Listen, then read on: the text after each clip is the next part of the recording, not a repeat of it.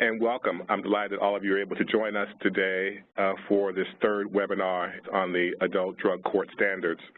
We're delighted to provide these webinars as an overview for you and your court to have an opportunity to talk about the drug court standards and to revisit them from time to time. As you know, these webinars are intended for educational purposes only, and they are not representative of the position of judicial counsel, but we feel that they're important for us to provide you the opportunity to listen and to learn. I am really delighted to welcome Judge Desiree Bruce-Lyle to this webinar. She has an extensive background in collaborative courts, and as you probably know from her bio, reentry court, mandatory court supervision, post-release community supervision, and revocation and parole revocations are a part of the kinds of courts that she has dealt with over the years. Presently, she presides over reentry court, veterans treatment courts, and mandatory supervision court. I think her background and experiences provide you with, I think, an interesting and an overview of the roles and responsibilities of the judge. Welcome, Judge Bruce-Lyle.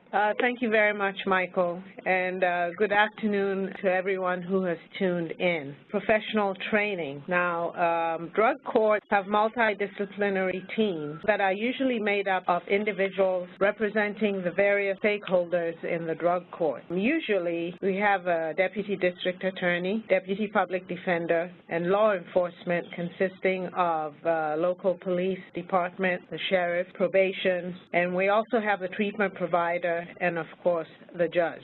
Now, the entire drug court team, especially the judicial officer, should attend annual training workshops. Studies have shown that outcomes are significantly better when the judge attends training. And as you can see on this slide, there are examples of annual conferences. And the examples include California Association of Collaborative Courts Conference and the National Association of Drug Court Professionals Conference. These conferences usually offer sessions that are directed at the various disciplines on the team, including the judge.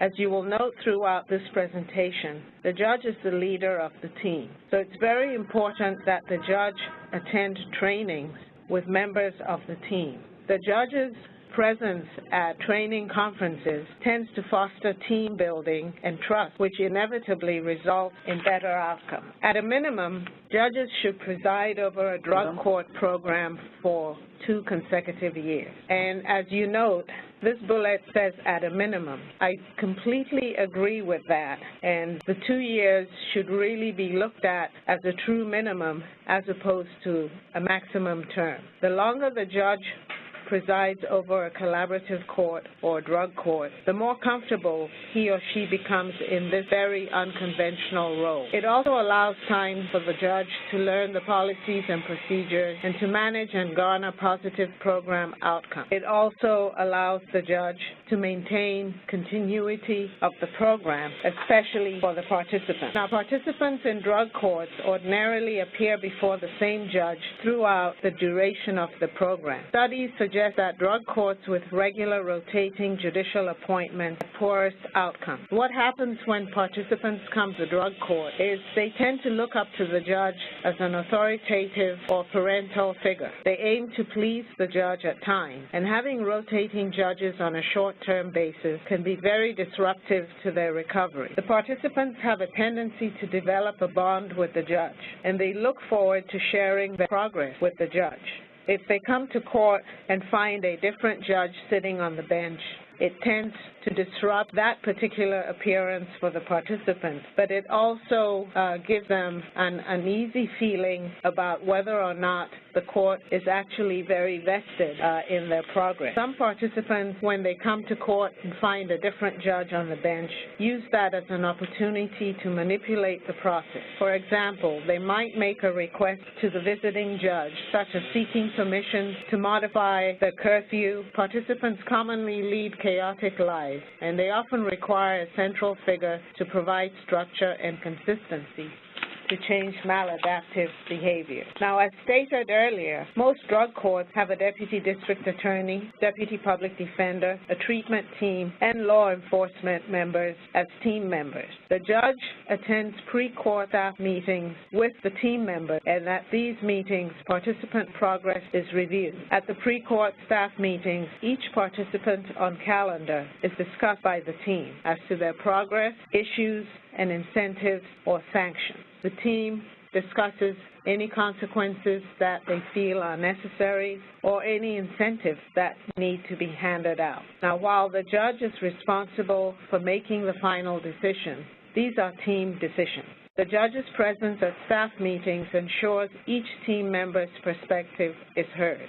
The judge should give every team member an opportunity to give input. Any decision that has to be made is made by the judge after considering everyone's input. It is very helpful for the judge to state the reasons why a decision is being made one way or another so that the team members know that they were heard. At the end of the day, when the judge takes the bench and issues his or her decision, it is important that it is communicated to the participant and all present that it is a team decision.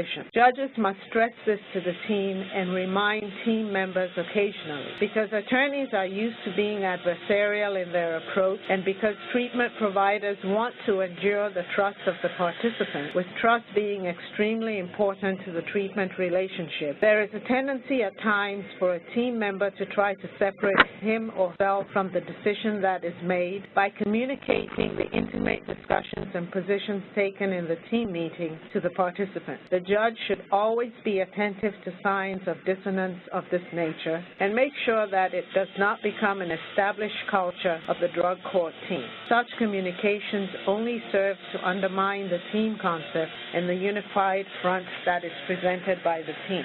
Judges who do not attend staff meetings are less likely to be adequately informed or prepared during the hearings. The judge who does not attend a team meeting does not get to hear about the progress of the participants, and hence will be making decisions in a vacuum. Furthermore, if the judge is not present at the meeting, the strongest personality in the room will take over the meeting and start calling the shots. There's no way for the judge to weigh the merits of every team member's view prior to making a decision. Team members will begin to feel disenfranchised, and the judge will be herded down a road determined by the self-proclaimed leader of the team.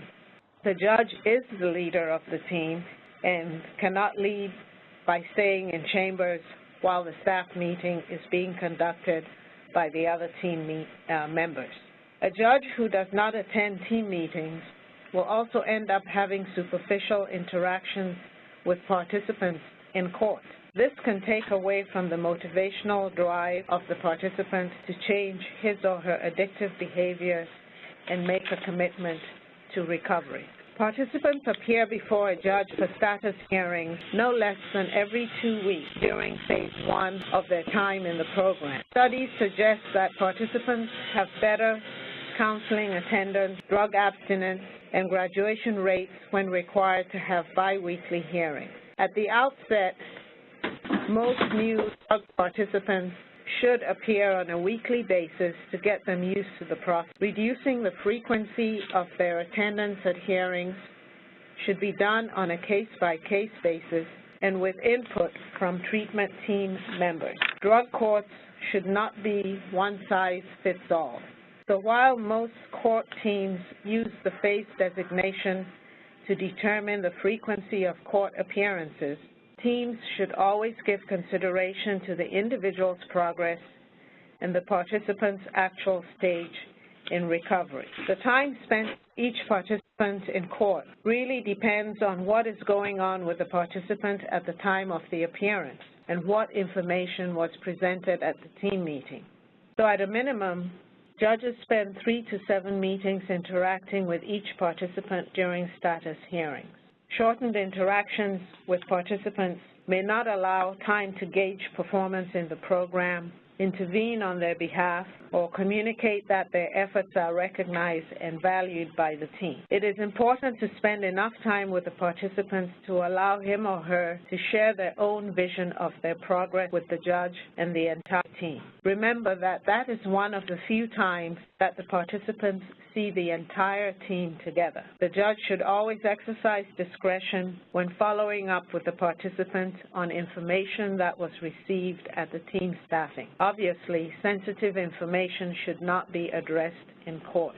Now, as time goes on, a judge gets to know the participants quite well and can inquire about past events or employment. For example, ask how work is going, and if the participant is attending school, what classes are being taken, and how the participant is faring in those classes, and ask about family if you have any knowledge of the participant's family. It is helpful to maintain notes on each participant and update those notes every time with the information received from the team at the staffing. This has a very positive impact on participants when they feel that the judge has a genuine interest in them as a person, actually remembers what is going on in their lives. I actually maintain a file for each participant, which I update weekly or as the case may be. I should add at this point that interactions with participants should not be limited to court appearances. The treatment teams usually organize events outside of court, such as softball tournaments and bowling tournaments, as well as holiday parties. The drug court judges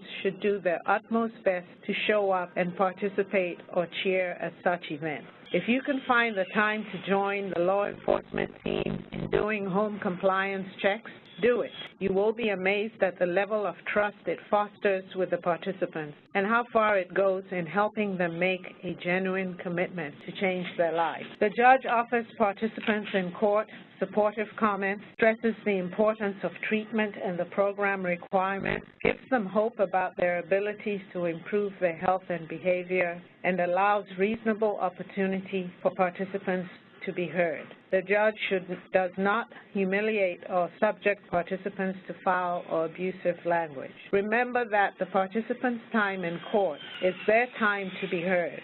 Encourage them, praise them, and make suggestions as well. When necessary, be sure to admonish them. It's always important to remember to smile at the participants as they get up to approach the court. Participants should feel welcome and comfortable coming to court and not feel stressed, unless, of course, they're in violation, in which case nothing you do will help their situation. Judges are the arbiter of facts, but the judge should also rely on the expert input from the multidisciplinary team for the program and treatment decision. At the end of the day, the judge makes the final decisions on incentives or sanctions that affect participants' legal status and liberty. The decision the judge makes should not be dictated by what the majority of the team agree upon. Certainly defer to treatment if it's a treatment issue, but be sure to give serious consideration to each team member's comments and suggestions. Many times, the team members speak from personal experience. It is always important to remember that the final decision rests with you, the judge. It must be thoughtful, well-reasoned, and definitive. Never forget that the landscape continues to change with the ever-increasing sophistication level of participants who are now entering our drug court. So we must maintain open lines of communications with all involved, and that includes our colleagues, the team, and the community. And we must also not lose sight of the ever-present need for public safety. The effectiveness and success of drug court depends on the judge's strength of leadership, communication skills, and the willingness to educate and be involved in the community. It is a very untraditional role for a judge, and it demands that you as a judge force yourself to become an extrovert. Being a drug court judge is a very fulfilling role, and I want to share with you some of the special, or one of the special things that does occur and has occurred in my courtroom. Just this week, 4 years after successfully completing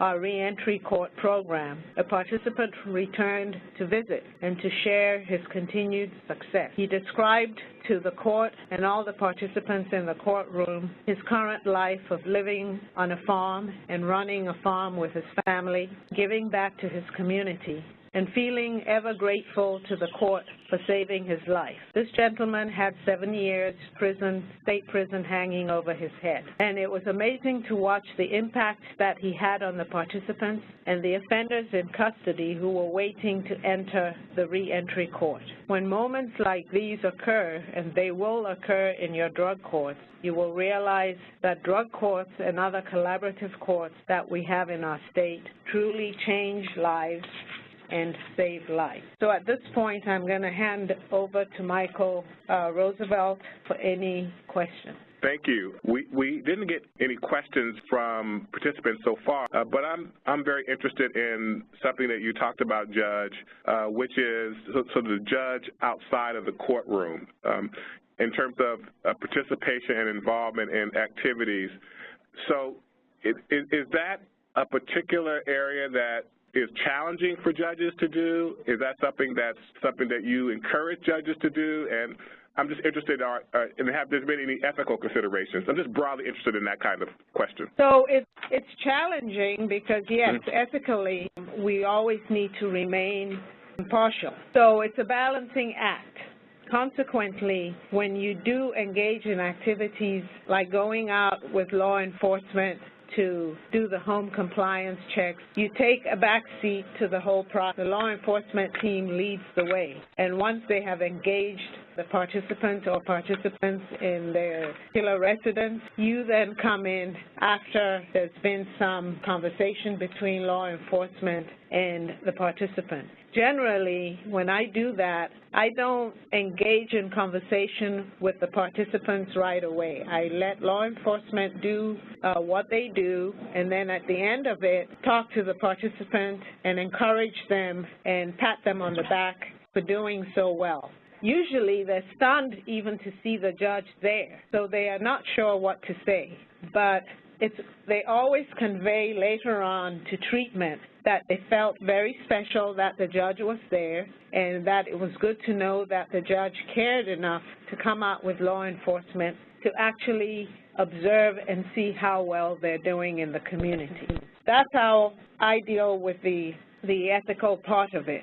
As far as the other events, such as bowling and softball, the entire treatment team and all the participants from all the drug courts are usually there. If it's a bowling event organized just by the one drug court treatment team, we know that the entire team is going to be present. I always strongly encourage my entire team, the Deputy District Attorney, Public Defender, and law enforcement team to be present. And of course, treatment is also present. So we don't run into any issues of having ex parte communication, and the attorneys are always very interested in attending such events. We have a participant right now who's very involved in his church, and his church every Easter puts on a dramatic production related to the Easter season, and our entire team always buys tickets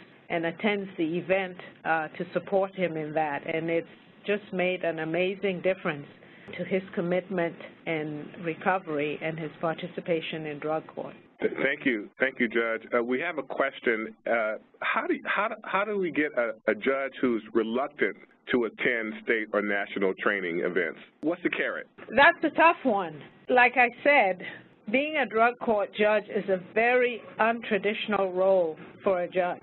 And one of the reasons I said that the 2 years in drug court is really a minimum and should not be looked at as a maximum is because at about the 2-year point is when you really start feeling comfortable in the role. And, you know, I take some time off and somebody else has to take the bench for me. I usually sit and talk to them about the whole process. And it's very evident, no matter who I talk to, with the exception of one or two, how uncomfortable they feel about the idea of coming off the bench and shaking hands with a participant. And in my case, when they're done with the program, at the end of the program, I give them a hug. My bailiff has conniptions sometimes, but he's gotten used to it too. So it's not the traditional role of a judge. So teams have to try to encourage, as a team, the judge to come to the trainings. And, you know, at the trainings, it's important if a judge goes to such trainings to also socialize with the team members outside of the sessions that are being provided by the conference. So it all depends on the court. It all depends on the individual and how much of a passion they have for being a drug court judge. I think teams, the district attorney's offices and the public defender's offices can work through the presiding judges of the courts to encourage them to try to find a judge who really has a passion for doing this. If the passion is there, the rest of it will come. Thank you. This is a question that I'm going to throw out, Judge, and this is sort of a broader question. Are you suggesting that a certain type of judge is more sort of amenable or more likely to fit the drug court, or any judge can do this? I don't think there's a certain kind of judge, but the individual who is selected should have an interest in doing this type of work. If you think about it, judges are used to being in the role of listening to a jury or listening to evidence, and then at the end of it saying, yes, you're guilty, no, you're not guilty. You know, the judge is like the umpire, listens to everything, weighs the evidence, and makes findings, and at the end of the day, the offender walks free or they get sentenced. That's, for many, many years, how judges have been programmed. With the advent of drug courts and other collaborative courts, judges are being asked to think of punishment differently, and actually not so much punishment but rehabilitation. And it's not rehabilitation that's overseen in the prisons, but it's being overseen by the court. So it's the role change and the mindset change, and the judge has to be willing to make that change. So it's not that there's a specific type of person, but just a willing judge who's willing to look at things a little differently. And, you know, you can have a drug court judge who comes in and decides, well, this person violated, so they have to be punished right away. But, you know, after about 6 months of doing this, or a year or 2 years, that same judge might start looking at things differently, especially if they attend the conferences, because at those conferences we always get more information about how the landscape is changing and how research shows putting the person in custody for every violation isn't the answer. So it's just the willingness to do it. Thank you so much, Judge. Those are our questions for the webinar. Really thank you so much for your thorough responses. And if there are other questions that should come in after the webinar, we will let you know. For our resources, just like Judge Bruce-Lyle had mentioned, annual conferences are the NADCP and also the CACC, the California Association of Collaborative Courts Conference. For webinars, if those who cannot make it to those conferences, they are the Center for Court Innovation, the NDCI, NDCRC, and others as well that's on the list. And for our fourth webinar of the series, it will be Incentives, Sanctions, and Therapeutic Adjustments, which will be held April 2017. The webinar will feature Commissioner Ronald J. Gilbert of San Bernardino County Superior Court. We also encourage you to complete the evaluations. Those are really important and critical to us in planning and putting together these webinars. I want to thank you for joining us this afternoon. We look forward to having you participate in the future. Thank you.